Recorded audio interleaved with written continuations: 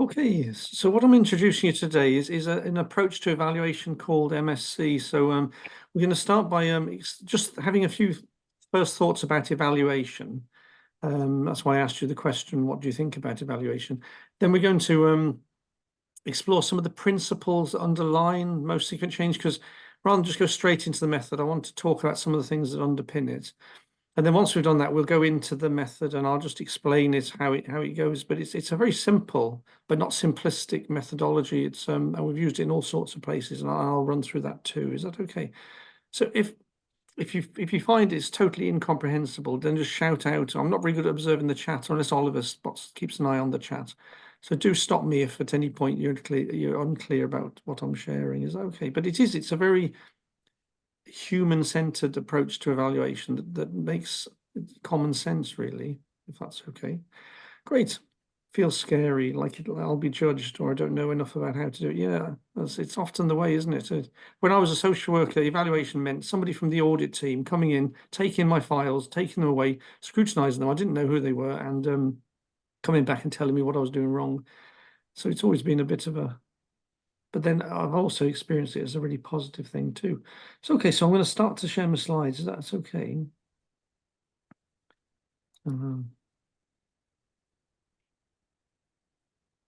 Wait for this thing to settle down, the little bar. I have to click OK, slideshow from the beginning. Okay, so the video's just gone off now. Can you all see that?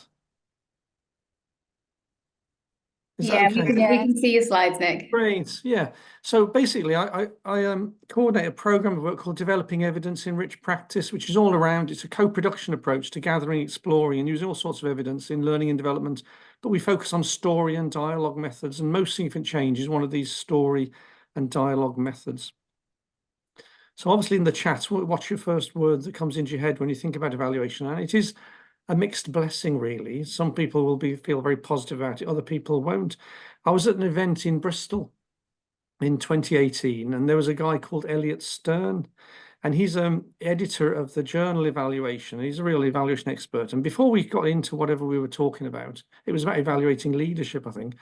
He said, I just want you to have a think about how we approach evaluation. And he said, there are two broad approaches to evaluation. And I thought this was really helpful, really. So, and he used the context of schools, children's education, really, to illustrate this. So he said the first type of evaluation is internal and it's learning focused. And he called it the East Anglia University approach, 1970s. So, and he said in it, evaluators worked with teachers on diversified curriculum development. The approach was participatory, democratic, relying on action research, so what's working well, what's not working well, what needs to change. The evaluator was independent and disinterested, but responsive and sought to help educators themselves to learn and make judgments. The evaluation did not have any action implications for external parties. The findings were confidential, discussed and negotiated over, and individuals were protected. And the findings were non-technical and accessible.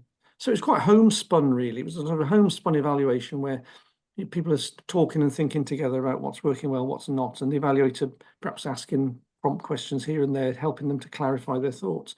But he said over 20 years, evaluation has changed in schools, and it's now external and it's performance focused. So it's basically evaluation is based on Ofsted inspections. It's initiated externally and sometimes unexpected. It uses a standardized curriculum as the basis for teaching assessments and tests. Schools are graded and compared on the basis of test results. Judgments and recommendations are made public.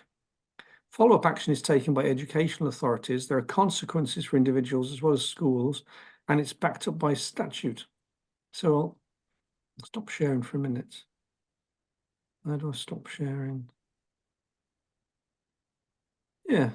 So what he said there's internal learning focused, external performance focused. And he said, I'm not saying one's right and one's wrong. And he got us to explore what are the strengths and weaknesses of both approaches, really. So I just wondered if you've got any thoughts. What are the strengths of the internal learning focused, if anybody wanted to shout out? happy to kick off just to give people time to think. For me, my thought is always that sometimes we can be more honest internally than maybe we feel we can externally, or just to sit on the fence. Sometimes it's hard to be honest internally because you might have colleagues' feelings and things to take into account. So it's mixed. So for me, it's an interesting kind of dilemma about which one actually feels easier or more honest or more accurate. Anybody else got any thoughts?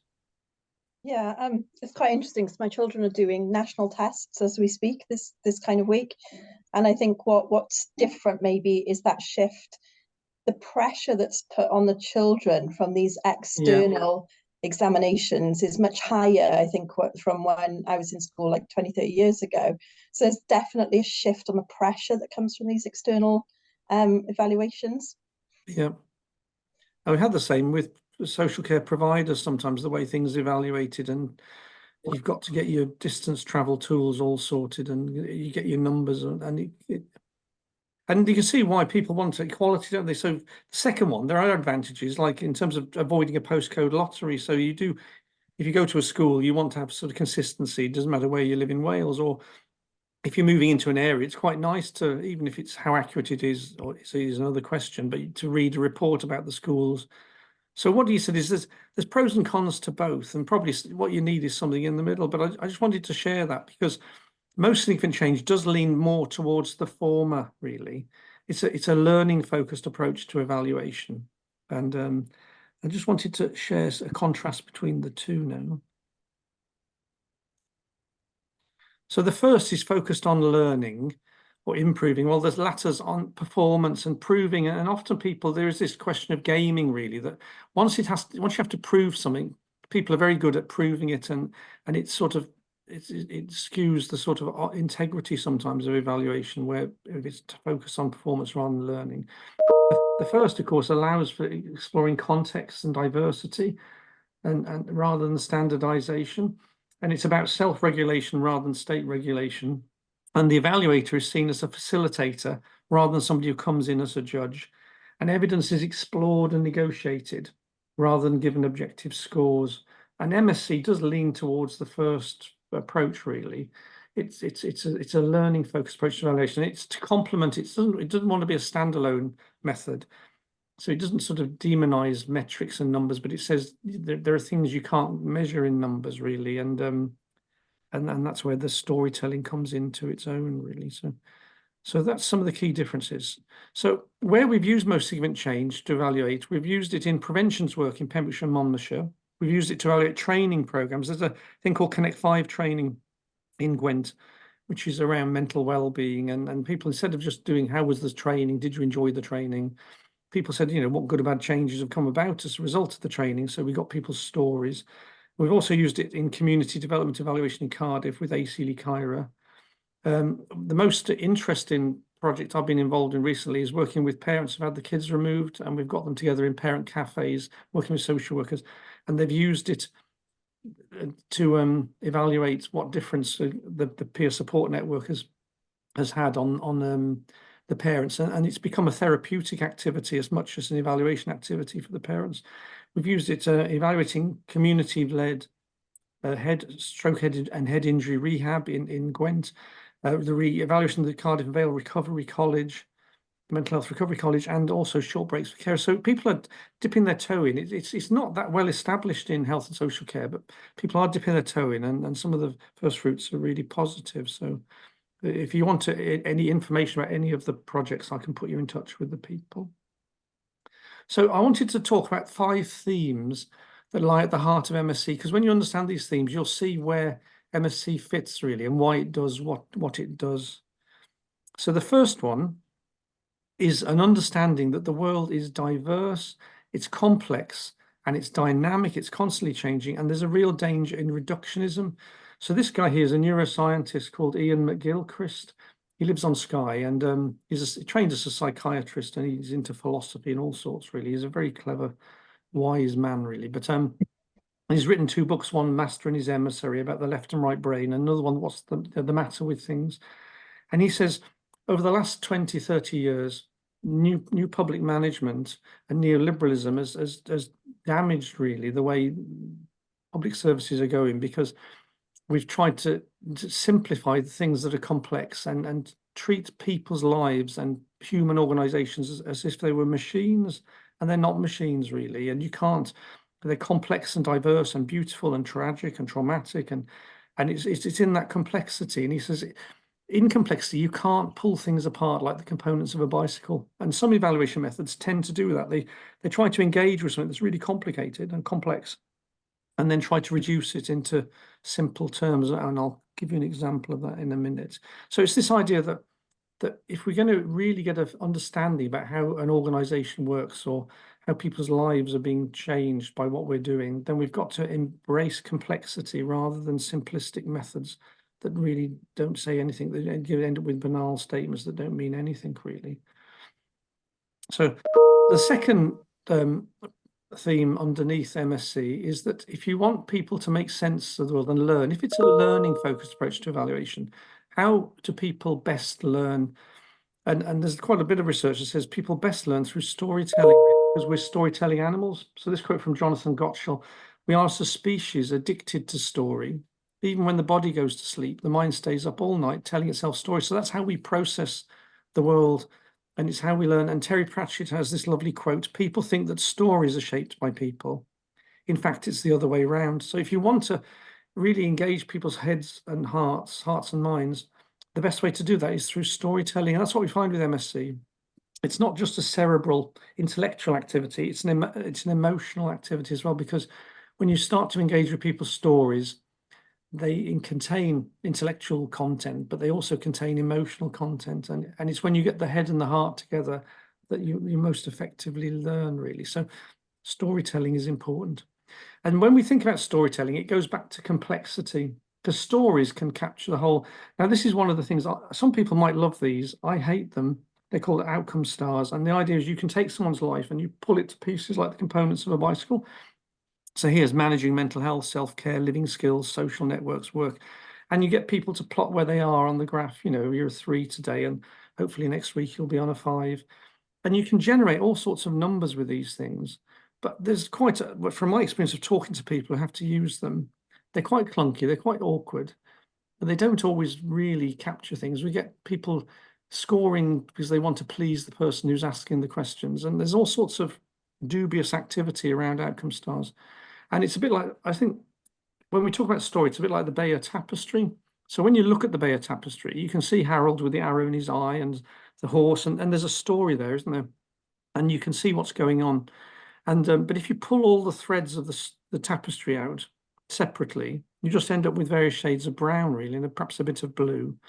And I think that's the danger when we take people's lives or organizations which have a story to tell, and then we try and dismantle the story and then turn it into numbers, really. And we think we lose it. And what I found is, I've been working with frontline care workers, say home care workers. They hate things like outcome stars and jargon and positive risk-taking, strengths-based practice. It often goes in one ear out the other, but when they hear a story, they can really interpret the story with great sophistication, really, because human beings are really good at understanding stories and seeing meaning in stories. So that's a plea again for stories. If we want to understand complexity, then the best way is for an organization to tell its story, or for a person to tell their story, a practitioner to tell their story.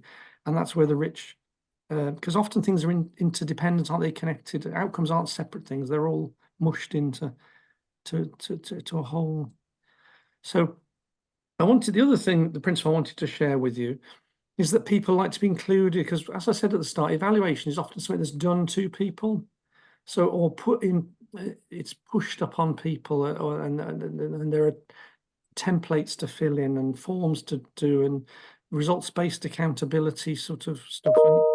And it's not helpful, because this is a guy called Kip Williams, who's a social psychologist in the States, and he studies what happens when you don't include people, or you impose on people, or you leave them out of something. And it's a little story from his own experience when he was an early career researcher. So I'll just play his little story for you, if that's okay. So when I was trying to figure out finally how to do research on ostracism it was actually a real life event that gave me the idea. I was at a lake with my dog, and we were just laying out on a blanket, and a frisbee rolled up and hit me in the back. And I turned around and I saw two guys who were obviously had been playing frisbee, and I turned around and I threw it to one of them, and I was about ready to sit down again, and he threw it back to me. So I felt, you know, good, and I threw it back to them and sort of moved towards their group. And for about, maybe 4 minutes, we started throwing it to each other. And of course, you know, we're guys, so we don't need to talk to each other or ask each other our names or anything. We just start playing. And then after about 4 minutes, they just stopped throwing it to me. And they just started throwing it to each other. And at first, you know, I'm thinking they're going to tool around with me a little bit, and I'm maybe smiling. And then I realized it's just never going to get to me again. And I felt terrible. And I couldn't believe how amazingly awful I felt for such a silly thing. And I kind of moped back to my dog and, you know, reattached myself and made friends with my dog. But then it occurred to me, this would really... Yeah, so I'll stop sharing. It's a powerful little story, isn't it, really? And he went on to study about what happens when you leave people out. So he did experiments in a room where you get 3 people and you brief 2 of them to gradually leave the 3rd person out. And he measured what sort of emotional response it brings in people. And he even did it on online sort of gaming stuff where people get left out. And his research says it creates 2 primary emotions. It creates anger and it creates despair. So it's more than sadness. It's an existential threat, really. It's like you don't matter. You don't feel significant, and it's really harmful. And it can be somebody with dementia, say, for example, who feels disconnected, and people wonder why they start getting angry or anxious. And it's the same with practitioners. If you bring about a change in an organization and you're not involving people in it, the natural reaction is to be angry or despairing. So it's and participation, a badly done evaluation can narc people, really. It can make them worried. It can make them feel angry, really. And so we want a participatory method that starts, because MSc starts with people's stories. It doesn't start with a template or a scoring system. It says, just tell us your story, you know, what good or bad changes have come about as a result of whatever. And it starts with the people and their stories, really. It can be practitioner stories, or it can be manager stories. It can be people we work with stories, but that's where it starts, and it builds from there, really.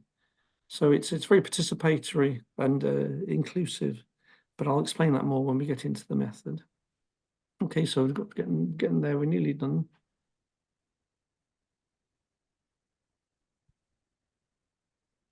So when I was trying to... So the 4th thing is that stories are powerful, but if you want people to learn, they have to do it through talking and thinking together. So we were really lucky. We linked up with the education department in Cambridge University, and they're really interested in something called dialogue learning. And it's really the quality of conversations when we get people together to talk. Because what you do in MSc is you gather stories, and then you get a group of people have to learn from the stories by talking and thinking about them together. And the guys in Cambridge say people don't often talk and think well together. So it's another bugbear of mine is in health services where they get a patient story. They think, oh, these are great, aren't they, these patient stories? So you get a patient story, and then you play it at the start of a meeting, and everyone gets their hankies out and they go, oh, that was a really powerful story, wasn't it? Yeah, and then they go on to agenda item 2. Well, wasn't it nice to hear that story? And they don't actually think about the story or talk about the story. And so one of the things in MSc is people gather stories, and then you talk and think together about the stories. And when you get people talking and thinking together, there are 3 ways people can talk and think in a group. And the first is disputational talk. So that's like the House of Commons, where everyone's arguing, everyone's got fixed views, and you argue with one another, and nobody learns anything in that sort of discourse. You know, Brexit's marvelous. No, it isn't. And then you get a thing called cumulative talk. And this is where you get a group of people together in a room, and they're all talking and nodding and going, oh, yeah, you're very interesting, Ollie. That's very good. And then it's the sort of meeting when you walk out of it, you go, well, that was a waste of time. What was he on about? I could have been doing far more better things with my time. And this type of talk is really common, called cumulative talk. And again, they say nobody learns in cumulative talk. And there are all sorts of reasons when you get a group of people talking together, why they do cumulative talk. And the first is that often you get a mixture of introverts and extroverts. And introverts have got things to say and insights to bring, but they don't get a look in really, because the extroverts can't help but fill the space with their voices really. And it's not because extroverts are horrible people, but they sometimes dominate a conversation. Another one is a lot of us, in fact, most healthy people, unlike Putin or Trump, have the imposter syndrome. So they're always worried there are cleverer people in the room. So they always don't say what they really think about something because they're worried they might look stupid. And then other things is people are worried about repercussions. You know, they might get told off. Why did you say that in front of social services? You shouldn't have said that. And so people don't say because they're worried about getting it in the neck. And then there's a very British thing around people don't like to upset people. So Ollie's such a decent guy, isn't he? And I didn't agree with what he said, but I didn't want to disagree with him because it might upset him. So, and that cumulative talk is people don't learn, you see. So what they say in Cambridge, they have this thing called exploratory talk, and this is a method we use in most significant change. And it's a way of talking that says everybody is precious. So it doesn't matter who you are. So I use the example of a care home. It doesn't matter whether you're the gardener, a family visitor, a resident, or a nurse, a practitioner, a manager. You've all got a view of that care home, and therefore you should all be able to say what you think really. And you can say anything you like in exploratory talk, but you must give a reason why you think it. So I could say, I think the moon's made out of cheese, but I can't just say that in exploratory talk. I'll say, I think the moon's made out of cheese because I saw a film about a man and a dog, and they built a rocket, and they took crackers to the moon, and they cut off cones of cheese. And other people might say, oh, I agree with you, Nick, because I saw that film, and I saw a similar film that they talked about Wensleydale, so I think you'll find it's Wensleydale cheese.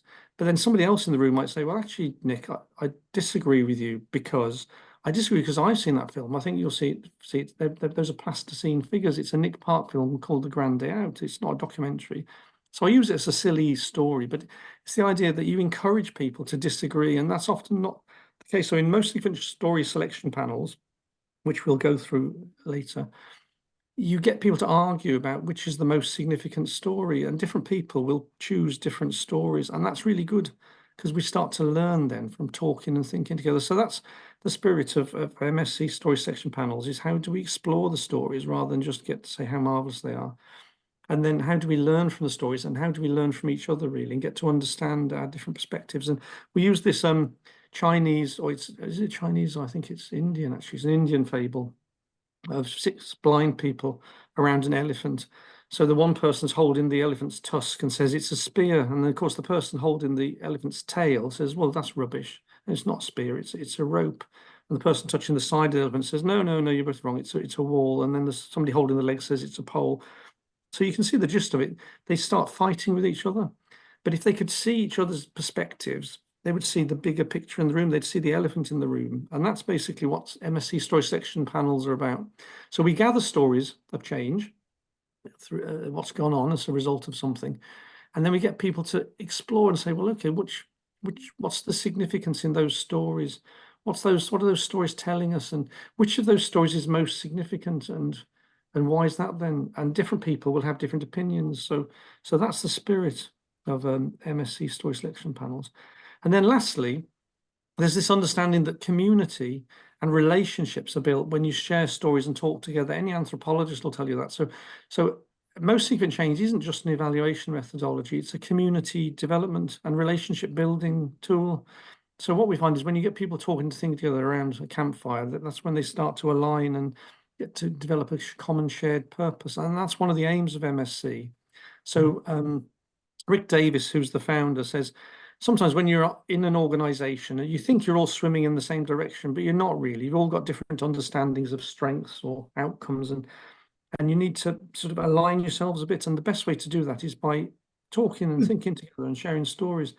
And MSc helps a group or an organization or a team start to develop a common language and a common sense of purpose about where do we really want to go. So it's those 5 things really.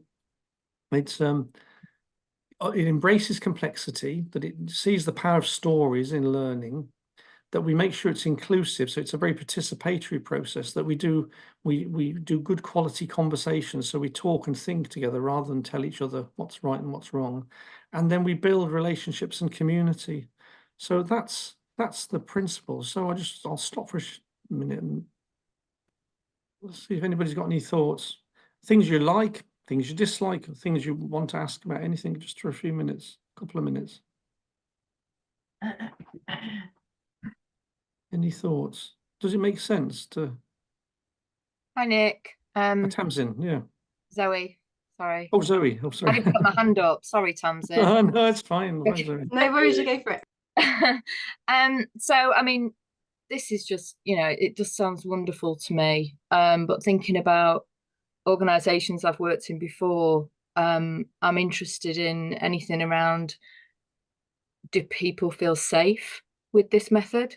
Can it happen without that safety? No. No, if I'd got more time, we'd go into the organizational climate that you need. You need to develop a trusting environment. You need leadership from the top that actually empowers people lower down to say it as it really is, and have bad stories as well as good stories. So somebody might introduce a new form to fill in, and that might have positive outcomes and negative outcomes, and you've got to hear the good news as well as the bad news. So, but I could talk about that afterwards if you want. And Tamsin, I'm just conscious of the time. I'll be really, really quick. I'm just wondering, so say you're sharing the stories and you get to a place where you've shortlisted them, you've had those really in-depth conversations where people are really talking about why, what are the values that sit behind the things that we do and why we do it. And then you get to a point of what next? At that point, is it possible that people might go off and think about, okay, what data do we have? What resources do we have? How do we respond to this? What do we do? I mean, what happens next? Yeah, well, I'll explain that in the steps, because that happens in the process, really. The important thing is it isn't a standalone method, so you don't have to collect hundreds of stories. Like in Pembrokeshire, they are doing some metrics, they're gathering some numbers, but they want to bring the richness which comes out of the stories. So yeah, but I'll explain that now if that's okay, because it's 10 o'clock and I'm just looking at my timetable. So we're going to go into the method now. Is that okay? Grand.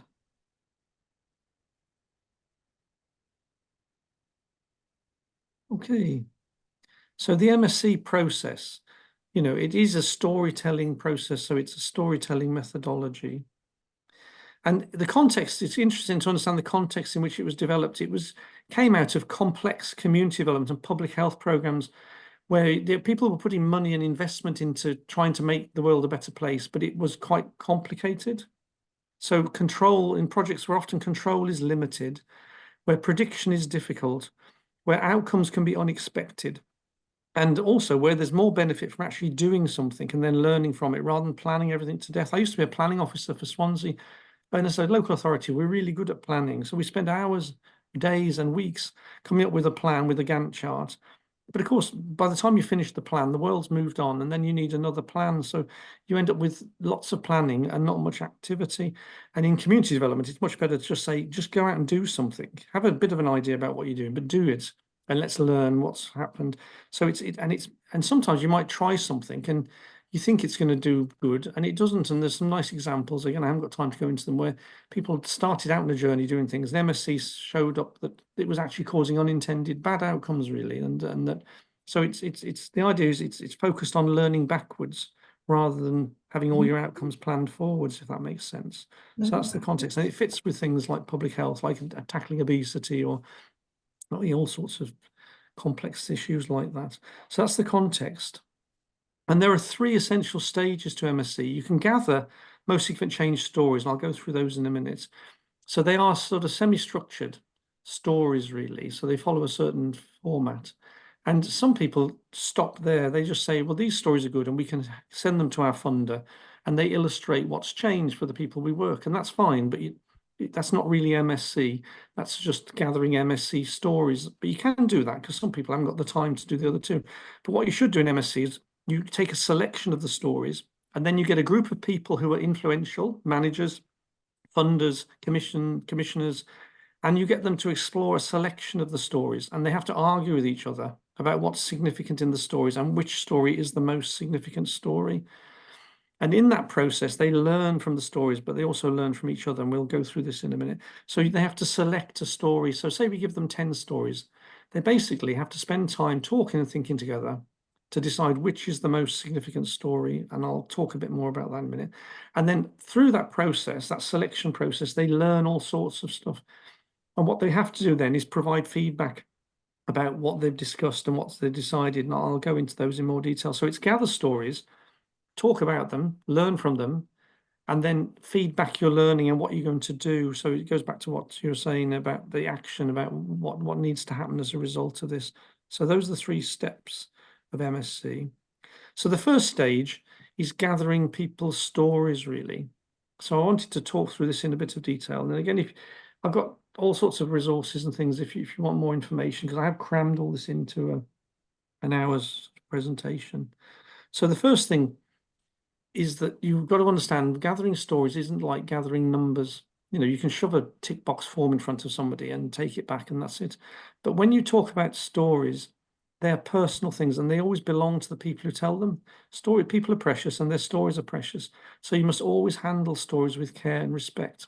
So there are certain things you've got to do when you're gathering stories from people. The first is you've got to explain to people why the stories are being gathered, because we had some people, they dive into using MSc and they go and gather people's stories without telling them anything, what's going to happen to them, who's going to look at them, who's going to talk about them, and where they're going to end up. And that's not good, is it, really? Because the stories belong to the people, so they've got to be in control of how their stories are used, really. And it counts for practitioners as much as it does for somebody they're working with. So you have to explain what happens. You're going to say, these stories are going to be gathered on, you know, you've been involved in platform for the last 6 months. I just want to know what good or bad changes have come about as a result of that. And your story, if that's okay, is going to be shared with a group of senior managers and commissioners and funders, and they're going to talk about your story and learn from it. Is that okay? Yeah, because that's what's going to happen. So it isn't just me listening to your story. Other people are going to be hearing your story. So you need to check out with people whether they're happy with that. And then people might give different levels of consent. So people might say, well, I don't mind you having a conversation in your organization, but I don't want you involved in health services or my doctor. Or so you can have, you know, people can decide who the story is shared with, really. So the story I share with you later is I've had to go back to the person and say, can I use this story for training? And she says, yeah, no, that's fine. I'm happy for you to do that. So you check if the storyteller wishes to be anonymous, and not everyone does. So in Cardiff, there's a classic example in Cardiff of somebody whose life was so positively changed by the project. He said, I want my name shouted from the rooftops, really. So it's Arthur's story, and he wants a picture of himself on his story. So so it doesn't always have to be anonymous, but it can be.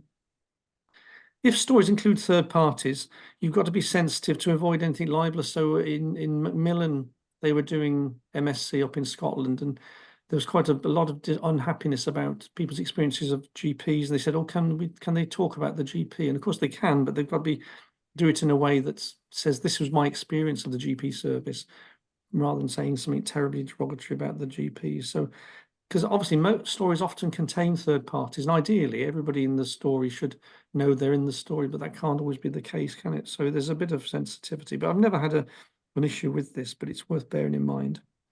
And even when people give consent and say, yeah, you can use my story for the story selection panels, if you go to use them like in publicity, like platform might say, well, there's a classic story and we'd like to put that in a newsletter, you've always got to go back to the storyteller.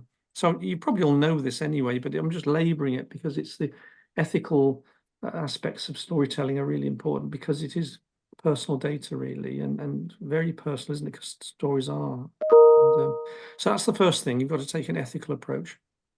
And then when you're gathering a story, you've got to set the scene, because these stories are going to be talked about by people who don't necessarily know the person. So you've got to say, describe the person. This is a young man who lives in Newport and has been involved with such and such. So it's not a massive reams of paper. It's just a paragraph, really, to give people an indication of who the story's about and where they're coming from. And then you ask this open question, and you can shape the question depending on what you want to find out, really. But the broadest, most open question is, you say to people, looking back over the last 6 months, what good or bad changes have come about as a result of your involvement in platform, for example? Or it could be with practitioners where you've changed the paperwork, and you say, looking back over the last 6 months, what good or bad changes have come about as a result of the new paperwork or the new IT system?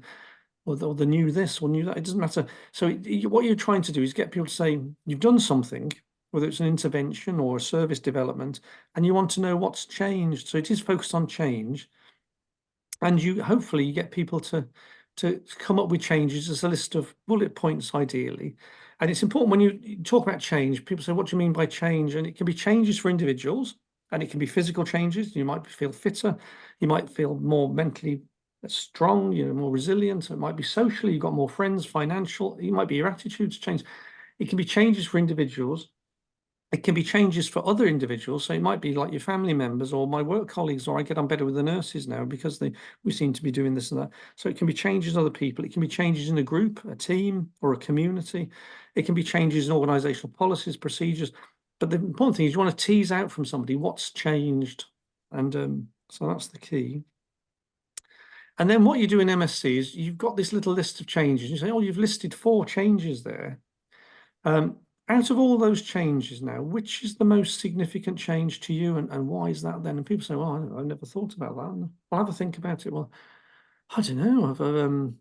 I suppose it's confidence, isn't it? It's building my confidence. That's and why is that then? So and people say, well, it's because blah, blah, blah. So you get these very personal narratives. So you don't decide what's significant, because like I was talking to a physiotherapist, and obviously independent mobility is one of the key things they look at. So if somebody can walk more independently, they might prioritize that, but that might not be the thing that mattered to the person who's recovering from stroke. In fact, what we found is often it's not things like that. It's other things that are actually important to the people. So these aren't case studies about people. They're stories by people. And they're always in the first person. So you say, okay, that's the most significant change to you, and that's why it's important to you. So can you tell me then a little bit about what it was like before, what it's like now, and what do you think brought about the change? So you don't analyze their stories, they analyze their own stories. They say, well, it used to be like this, now it's like this. And what brought about it was Ollie. He said to me on that second visit, he said something. I thought, you're right, that's it. So they will do their own analysis. You won't do the analysis, the people will do their own analysis. And then you say, well, thank you for sharing your story. And you finish it off with a snappy title, because you say stories are precious and all good stories have a good title. And there's 2 reasons you do this. One is it's respecting someone's story, because a story always has a title.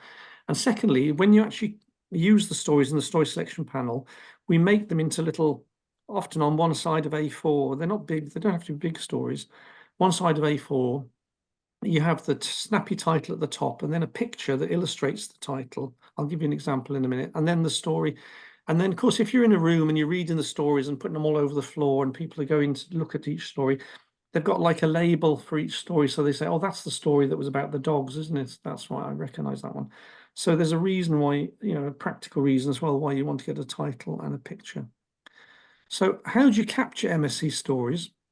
You can do it by one-to-one interviews, or you can do it as a group activity. The parents, we found, wanted to gather stories from each other. So we had parents sat around a table with a voice recorder in the middle, and they took it in turns to ask each other the MSc questions, really, and they audio recorded the story, and then we transcribed it and tidied them up, and then that's how we produced them. So some people can write their own stories directly. If you're in a busy organization, you might send off a template and say, can you fill this in? But it's not ideal, because of course you're not being listened to, and that's a really important thing to be listened to, rather than filling a form in. But you can, if you're in a busy organization, some people can fill their own stories in, but it's always in the storyteller's own words. MSc stories are by people, they're not about people, unlike case studies. So you don't say Mr. Jones did this and Mrs. It comes from the first person, and you'll see the example I'll give you in a minute. And they can be gathered by taking notes, but the danger is if you take notes, just like any interview or assessment, really, you're not giving person the eye contact because you're too busy writing notes. So we find phone recording is the best. And stories can be anyone involved in the service. They're not just about the people we work with. They're about practitioner stories, about unpaid carers stories. In ACLE Kyra, they wanted the story from the receptionist, because it was all the people involved in the organisation, really. So you have a mix. So that's that. So I want to give you an example, and it's Gemma's story called To Be Continued. I'll stop sharing for a minute. So Gemma's a parent, quite big, as big as Gemma, and she eats social workers for breakfast. So you can imagine Gemma, and she's had all sorts of run-ins and with social services. If you approach Gemma with an outcome star, she'd probably tell you where to put it, really. It's like But what they do, they got the parents together in parent cafes. So they're supporting one another, and social workers are sitting in and they're doing joint training and they're learning together. And basically, they wanted to know what changes have happened for Gemma as a result of her involvement in the Parent Advocacy Network, really. So this is her story. And I want you to contrast this to an outcome star now. So I'll share screen again.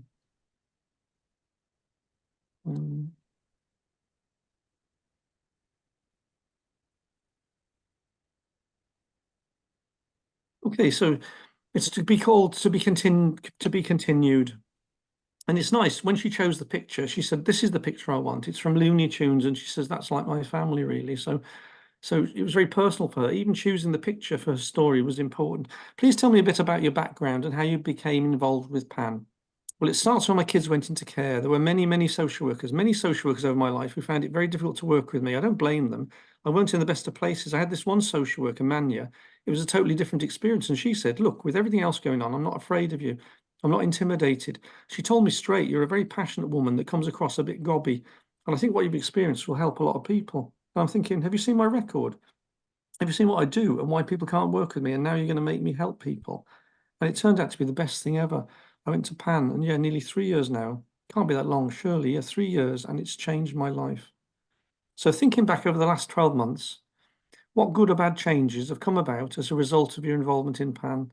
Well, the bad change is that I'm quiet, take that as it is. But on the positive side, seeing other parents like I was in pain, needing help, screaming and acting differently, acting like I don't need your help, social worker. You're just here to do this, that, or the other. I'm actually changing my perspective. Before, I'd want to go up to them, the parents, and say, you're right, they, the social workers, can't be trusted. You're right. But now I'm saying the complete opposite. Not through forcing myself. I'm genuinely honest 110% of the time. And I say, if you work with them, it will get better. And it does. Being involved with PAN uplifts me, and it puts a knot in my stomach at the same time because of all the years I've proper put it into my head and promised myself that I'm never going to let social workers hurt people again. I'm never going to do it. I'm never going to do that. And now I'm helping families, which is kind of the same thing. But the result is just, there is no word to describe how fantastic it is seeing these parents shine. Of all the changes you've identified, which is the most significant to you and why? My patience and thinking before I open my gob, definitely. It serves me a lot better than being defensive and stroppy. Regarding the most significant change, can you tell me a bit about what it was like before, what it's like now, and what caused the change? I was angry. I was hurt. I was confused. I was blaming everyone, not taking any kind of acknowledgement of, stuff that I could have changed, what I could have done. And it was just everybody else's fault. I'm being stuck and it was horrible. But now I'm starting to see me for me, not Gemma, just the name, just me as a whole human and a person. I can come up to Anna or Fiona, social workers, and go, look, what you're saying is great, but I just want to hit you right now because you're still a social worker. And I'm still having these feelings of, oh, she's not going to listen to me. What's the point? Just give up. And it's not the case. It's not the case. I can actually go, look, it's not you, darling, but sometimes I do see you as your job, and I'm going to have trauma triggers right then. I'm going to go to that Fiona instead of that Fiona when it shouldn't be the case. And that's what's changing for me now. It's actually learning to trust no matter what. And yeah, it's getting there. And what I think about now is I'm just not scared anymore. I'm accepting my flaws. I'm accepting me as me, and I'm not scared to tell people. I can go home and relax my own kind of way, or do this with my kids and parent them my way without being judged. And I'm getting support from PAN. None of this happened before PAN, ever. In all the years I've had experience of social services or whatever. This is changing, and it's changing me. I know full well it's going to change everyone else, and it's a story to be continued. It's powerful, isn't it? Isn't that a powerful story? And we've got a selection of stories like that. And when we take those stories then to the senior managers in Neath Port Talbot Social Services, and of course, their eyes are opened to the world and the strengths of the parents and the experiences. And some stories are really positive, and some stories talk about negative changes, really. So that's the sort of power of the method. But you couldn't do that into an outcome star, could you? It'd be ridiculous. It'd be absurd to try and take that story and say, well, so do you feel, it's like, no, just read that story and understand that story. And of course, they're investing quite a lot now in PAN because it's money well spent. It's tea and biscuits and getting people together in a group. It's not a lot. Yeah.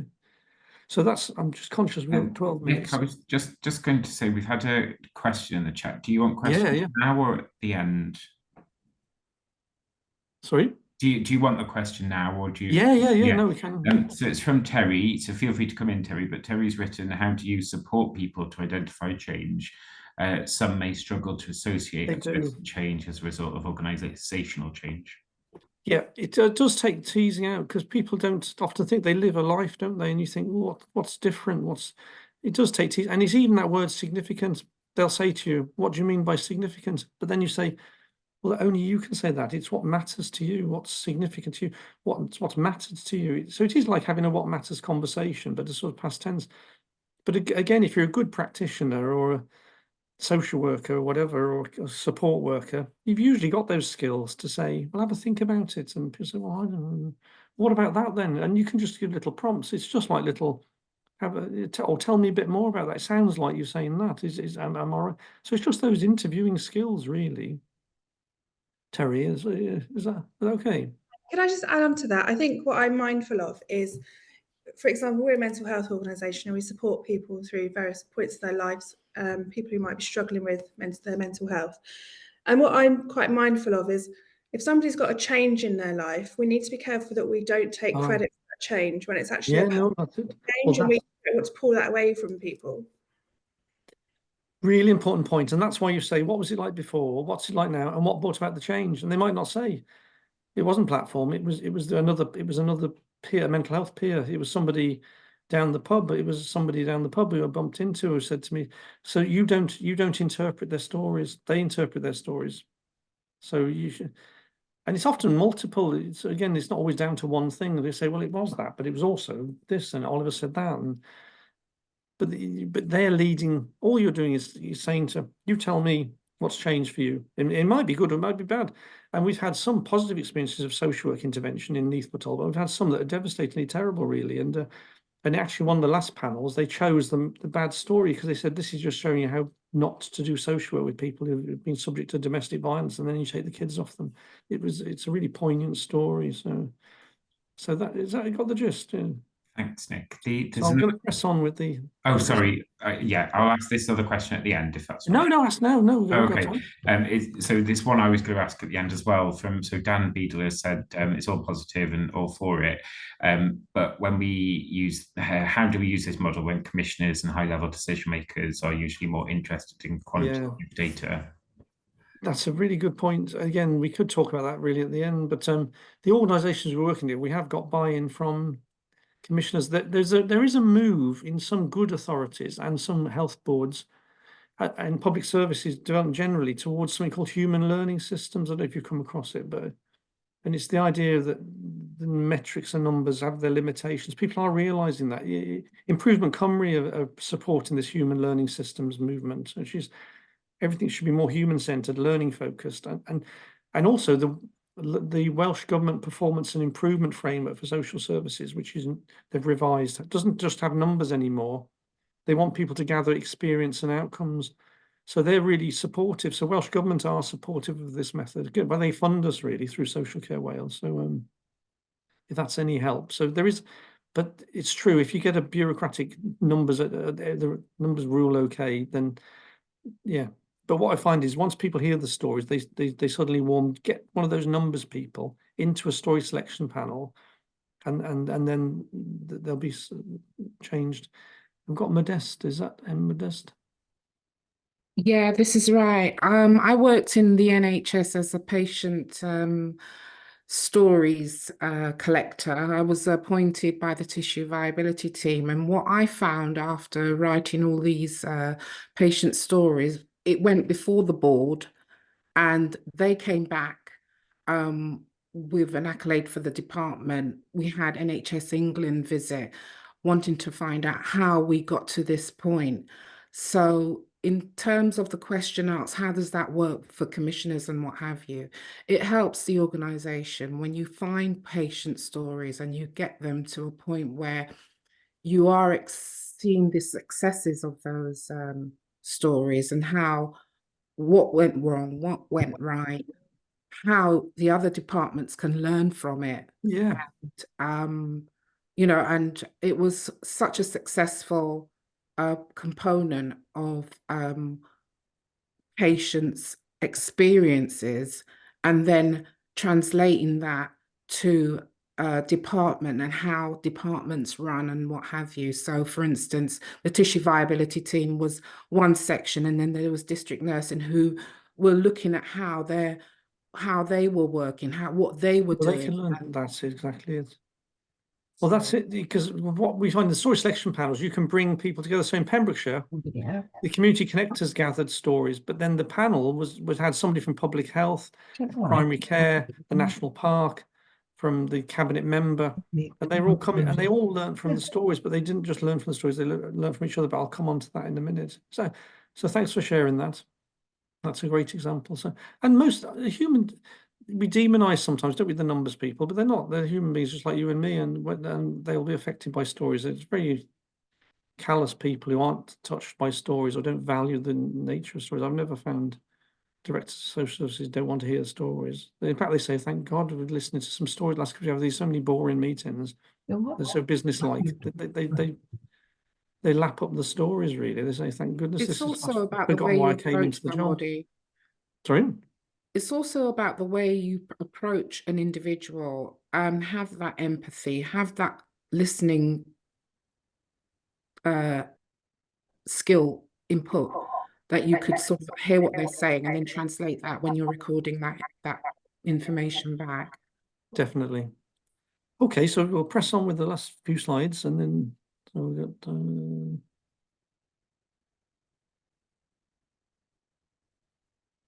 so the next step is the story selection panel. So this is a panel in Monmouthshire. So it's got the director of social services, it's got community connectors, it's got a real mix of people.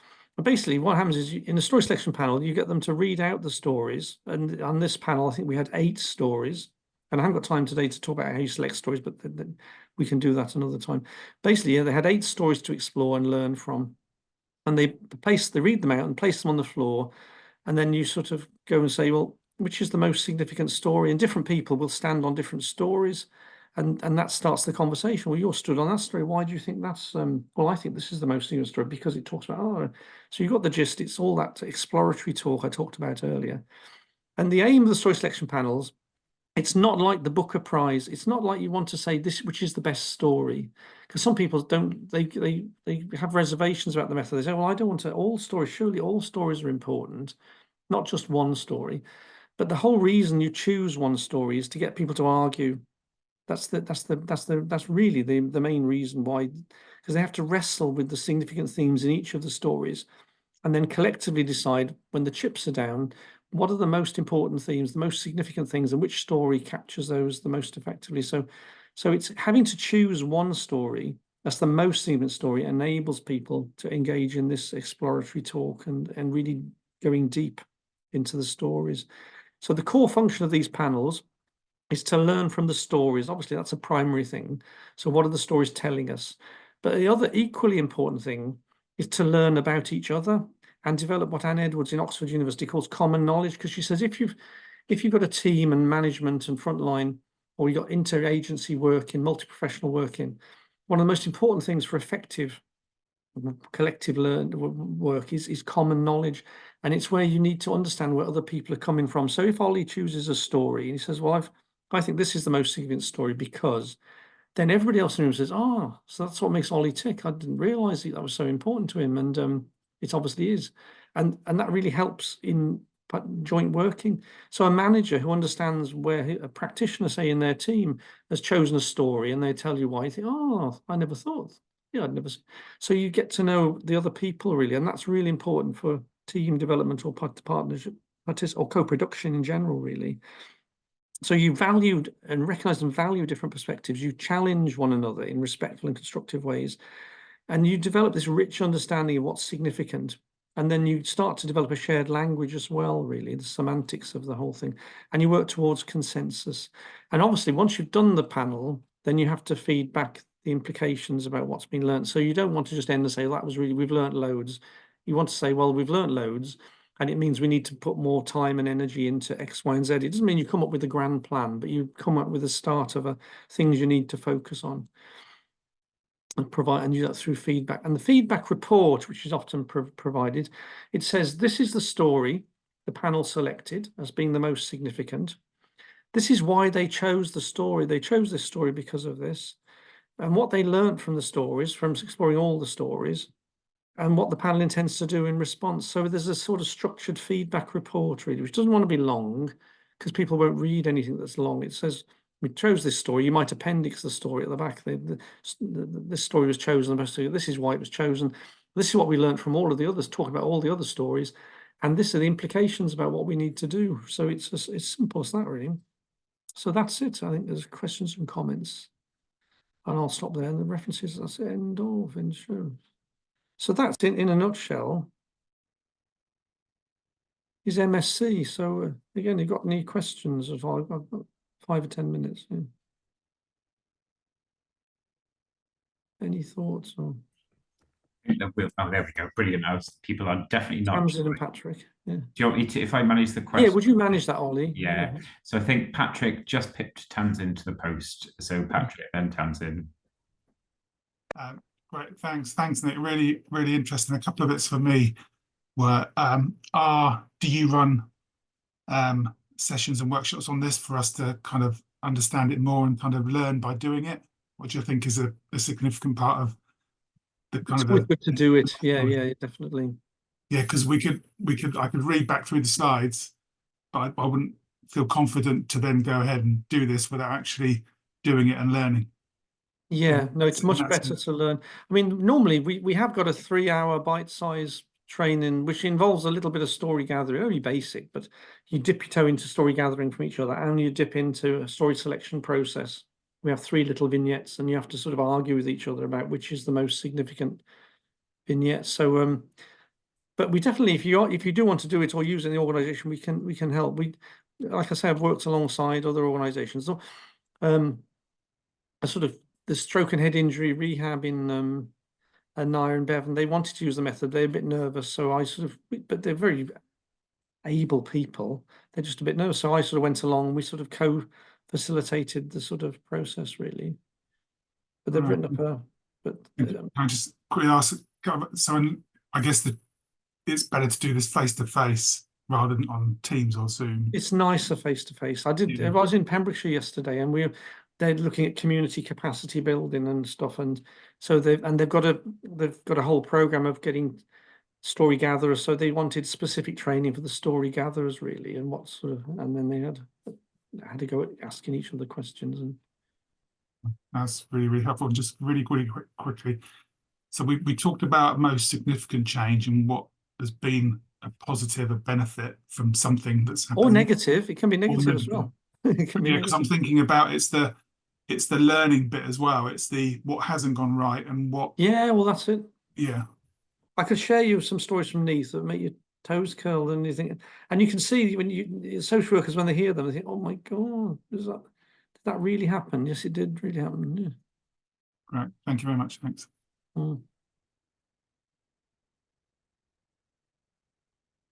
Who's next, Ollie?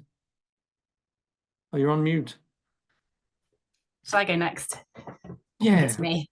So yeah, I was just wondering, so when we've got the feedback report going back to the storyteller from the panel and everyone's feeling really motivated and they talk about what they intend to do, I'm just wondering, is there then another process again where people, so that things don't just get lost in the moment and then people actually do go off and do stuff, and then there's almost like, is there sort of any sense of accountability where people come back at the next panel? There is a cycle. So in the methodology, really, you gather some stories, you explore, learn from them. It is action learning, really, and then you do something, and then you go out and gather more stories. So the original work we did with Pembrokeshire, they'd gathered some prevention stories, and they were nice little stories, and they'd chosen one, and then they went off and did things and made more connections. And then when we did the second round of story gathering, they had much more sophisticated stories. It was really interesting. You could see they'd really got their head around making the best of community. So it was a second round. So it is a learning cycle, really. Gather stories, explore stories, do something. Gather stories, learn stories. Yeah, so it does follow a cycle, ideally. But it can be the end of a project. Sometimes you've had it's bugbear of mine. Everyone gets short-term funding for things, don't they? So but they want an evaluation, and you can do it for a short-term funding project. With last 12 months, we've done this. What's changed? So it can be a one-off thing, or it can be an ongoing learning cycle. Thanks, Nick. And then Pete was next, and then Rachel. Thanks, Al. I thought it would be an appropriate time, Ol, to just drop in responding to Patrick's question about whether organisations can access kind of longer training. And this is just a bit of an off-the-cuff comment in. So my role within Platform is commercial director within Platform Wellbeing. We're just finalising the details on some funded training opportunities that organisations will be able to kind of submit some ideas to. So it may be as with this strengths-based programme, we might be able to offer some free funded training that we can work with Nick on to be able to access to a bit of a wider group. And for a longer time, if that was of interest, Nick, we could certainly yeah, we can, and we do run. Yeah, we Social Care Wales. I do the bite size with Social Care Wales, and those would be free. People could attend those. They're fully subscribed this next quarter. Every rolling quarter, we have a rolling program. Okay, the 3-hour thing. So we can. I'm conscious of the time, but we could converse. Yeah, absolutely. But I just wanted to put that out to Patrick and to people in the room. Don't dip your hands. I mean, if you really want to immerse yourself, there's a 3-day training that Fiona Cotvoice, she's Australian, but she comes to the UK, and that's the original training I went on. It was over 3 days. Right. Okay. So we'll explore opportunities together, and as a kind of community of people, we'll try and get the best option for people that's most economically viable as well. Yeah. Thank you. Thanks. Okay. And I think there was one more, wasn't there? One more question. Yeah. Yeah, sorry, I'll try to be quick. Thank you. I feel like I've took quite a lot from this, Nick. Appreciate it. One of my kind of, not concerns is the wrong word, but it quite relies on somebody's ability to tell a story and their way of communicating and their ability to communicate their thoughts. And I was just wondering if there's any ideas of kind of supporting people to get these thoughts going through the process of maybe working with somebody. I know the people I work with, if I give them a choice of a multiple choice question or like an open-ended question, they would go for multiple choice any day because they just don't have the confidence. It's the confidence, isn't it? But everyone can tell a story. I mean, you talk to Nicola Grow. She works with people with profound learning disabilities, and she gets them to tell their stories.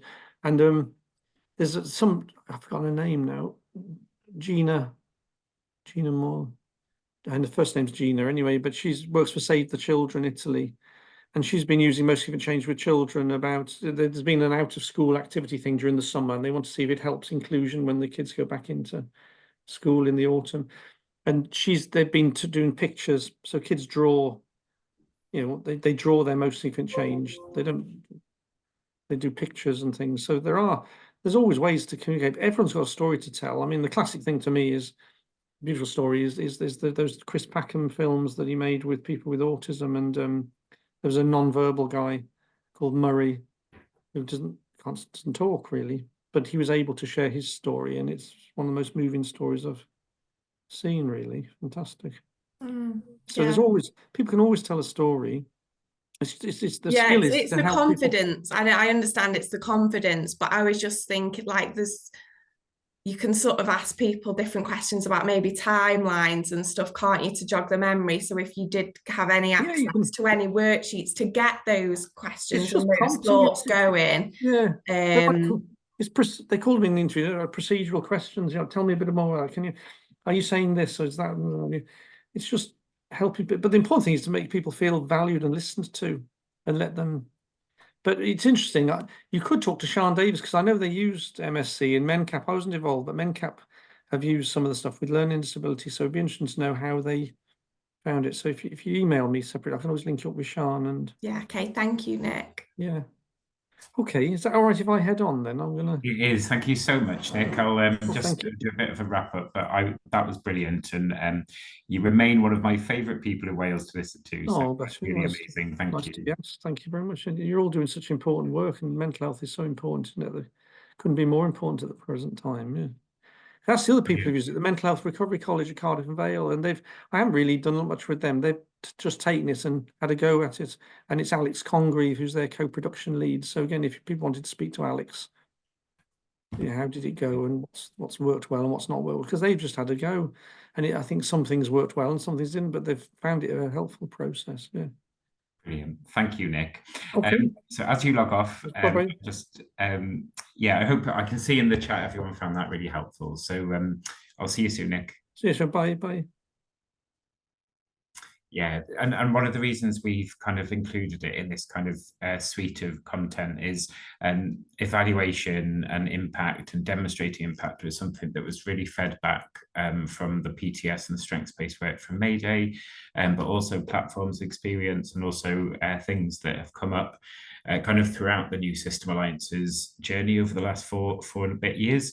It has often been, you know, how do we get people's stories? How do we use them to make an impact? But how do we do that in a way that's not extractive, that's not harmful?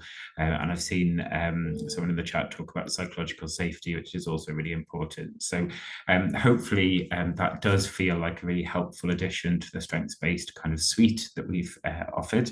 I am going to pass over to Pete to run through the next bit of the session, and I'm really sorry, for the first time I'm going to have to leave a bit early today, which is not normally me. Normally I stay still to the end. So but yeah, it's been lovely sharing this with all of you, and I will see you at the next one, which I think is June the 13th, Pete, but if I've got that wrong, please correct me. Yep. So I will look off and pass over to Pete. Thanks, everyone. Cheers all. Cheers all. Thanks a lot. Hello, everybody. Apologies, I was late in on the meeting because I was having some technical problems. And as Sian will tell you, I often have technical problems. So Teams and Zoom and me don't mix. So as I said before, I'm Commercial Director for Platform Wellbeing. Platform Wellbeing, you can see as kind of the training organisational arm of Platform, trying to take these kind of learnings to a wider audience. Just reflecting on the stuff that Nick was talking about, we've recently run a HR panel event in quite a corporate setting, trying to discuss what are the barriers between a different approach to mental health in organisations and taking all of the learnings of Platform and what's stopping that conversation happening. And the feedback that we've had is getting the hearts and minds of leadership to influence that. And I think Nick was saying about the same thing about the evaluation process and that non kind of numerical approach to evaluation. It's getting the leadership to buy into it, to really get it into the culture of an organisation. So we're and coincidentally was having a discussion with our marketing officer Rachel, who's on the call today, where we were talking exactly about that storytelling stuff and how we can invite people in to tell their stories about what's getting in the way of those conversations happening in organisations. So it'd be really fascinating to see. So as all said, our next session is on June the 13th. That is not the Thursday. So traditionally, these things have happened on the Thursday of each month. We've had to move it because of the availability of Ol. He's only available on the 13th. So just a note for your diaries. You should be invited as you've been invited before. So that should land in your emails. What traditionally happens, this is about the 4th or 5th session we've run, I think, isn't it, Sian? Traditionally now we're going to take a bit of a short break. So I would suggest having 10 minutes to go to the loo and have a cup of coffee. And then the time that we'll have up until 11:30 will really be an opportunity for a reflective space to talk to each other about stuff that's going on. Sian, who's Platform Wellbeing's head of training and delivery, will facilitate that discussion. But really an opportunity for us to just be able to listen, for you guys to be able to talk through what's happening, maybe reflect on what we heard from Nick, and then we can hear more about what's coming up as well, and maybe plan some other stuff. I will just repeat what I said in part of Nick's piece around some funded training. So from next week, when I'm on holiday, there will be some emails being sent out inviting organisations to kind of bid for some pots of money for facilitated training. And what we're not doing is saying this is the training that's available.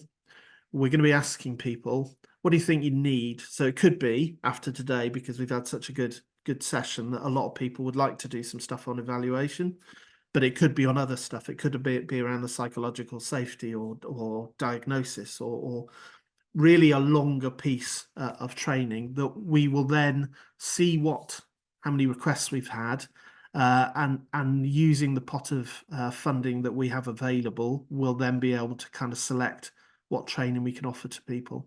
And it may be we can create some efficiencies where if we've got multiple people asking for the same thing, bringing people together and really creating that good community learning practice. So it's kind of a bit of a teaser. Watch this space, keep an eye on your emails. It's pretty rare that we get the opportunity to give, well, it's not giving stuff away, but to have the funding available to be able to give access for free. So hopefully we can turn it into something good.